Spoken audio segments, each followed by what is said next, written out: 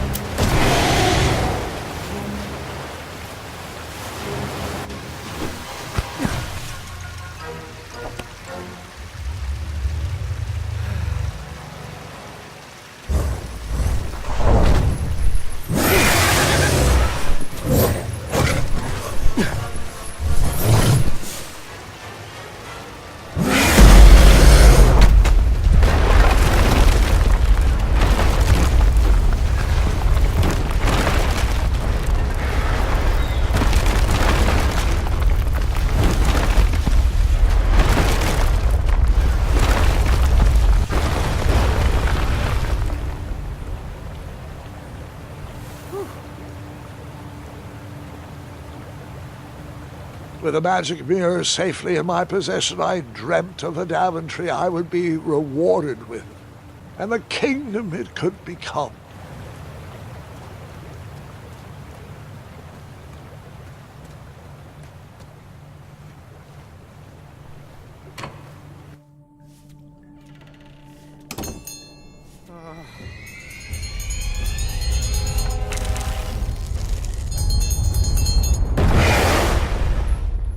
Split second, I had three choices in front of me.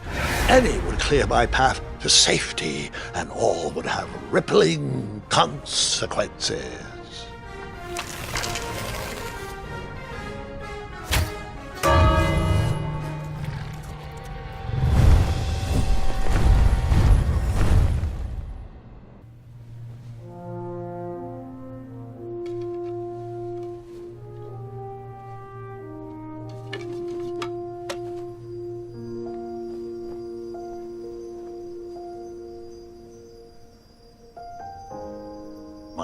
hands were shaking and my arms could barely grip the rope, but with the last of my strength, I climbed out of the well and headed back to the castle. Ever since the magic mirror returned, its reflections have warned the kingdom of danger, kept our family safe, and it has exposed many troublesome crumbs tangled in my beard. Yeah. King Edward was so proud that you returned his lost treasure that he made you king. Everyone knows that part. Now, can we get back to that dragon? Gwendolyn, there is so much more to my stories than dragons.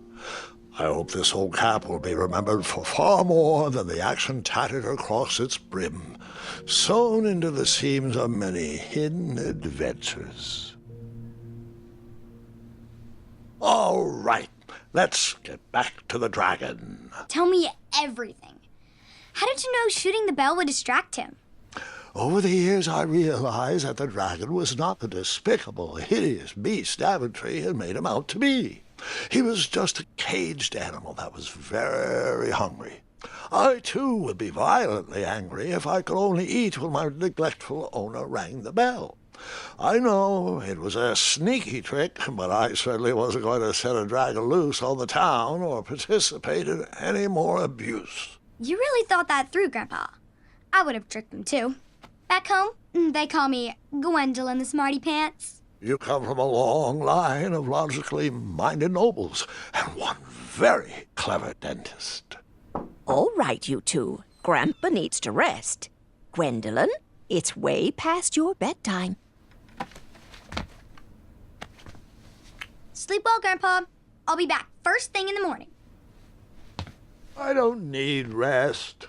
I'm as spry as I've ever been, though I wouldn't mind a slice of magic fruit.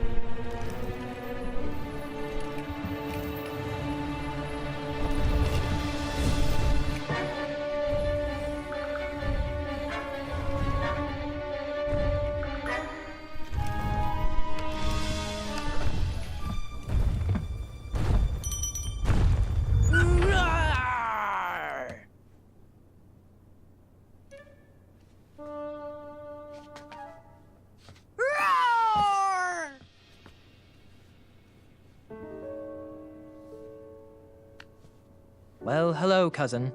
Guards! I'm glad you're finally here. He's been asking about you for days. I had to sit through the same story 5 times.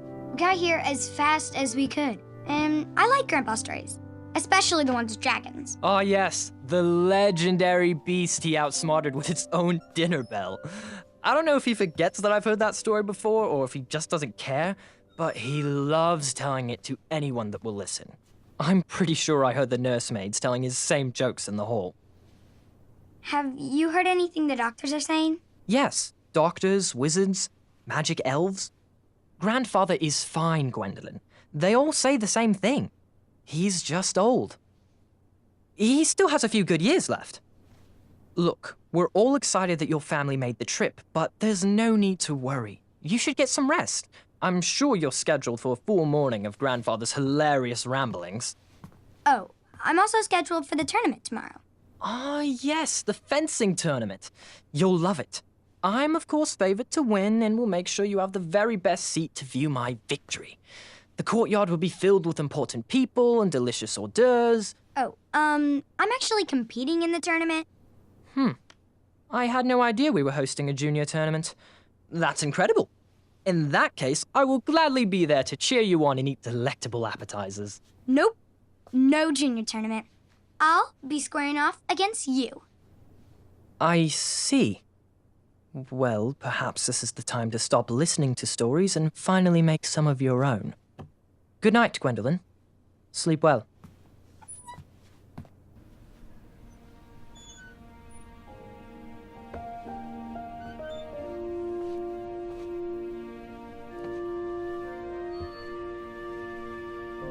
Come in, Gwendolyn. You can set those on the nightstand. Grandma said to take 3 spoonfuls of each. I'll get to those. No need to fuss over me. Now let's talk about far more important issues, like that fencing tournament. I hear you're competing. Well, I signed up, but I'm not so sure anymore. Nonsense. If it's Gart you're worried about, he's no bother. After all, I only learned that you entered after he complained about it all morning. Threatened, I'm guessing. There are many ways to win a duel. I, for one, have always been fond of treating my opponents with respect. You'll be surprised what opens up to you. A lovely fellow once told me the fastest way to anyone's heart is through their stomach. Speaking of, that reminds me of a story, one I know you haven't heard before. When I was a much younger lad, before I was a knight, before I'd been to Daventry, and even before I had seen a dragon. It's a tale about a tournament that changed my life. It is a long story, but I shall tell it briefly. Well, Triumph, this looks as good a place as any to camp for the night. Let's rest up. We have a big day tomorrow.